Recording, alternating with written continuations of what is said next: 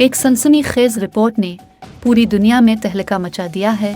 America का पाकिस्तान पर इस्तेमाल किए जाने वाले गैर मामूली असर और रसूख किस वजह से डाला गया, इसकी हकीकत मंजर आम पर आ चुकी है।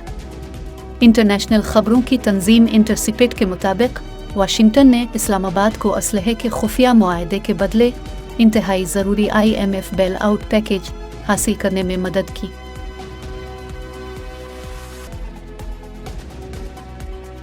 जिसने जंग-ज़दा यूक्रेन के इलाकों में हथियारों की फराहमी में सहूलत फराहम की। रिपोर्ट में यहाँ तक दावा किया गया, ये अमेरिका ही था जिसने पाकिस्तानी फ़ौज पर अप्रैल 2022 में इमरान खान के खिलाफ यूक्रेन के बारे में गैर जानिबदाराना मौक़िफ़ पर अदम एतमाद का वोट देने के लिए दबाव डाला। यही वजह थी इमरान खान की हुकूमत को एक साजिश के तहत गिराया गया।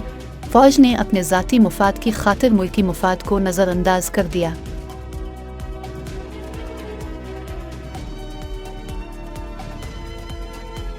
देखा जाए IMF दोनों तरह से फ़ायदे में रहा है।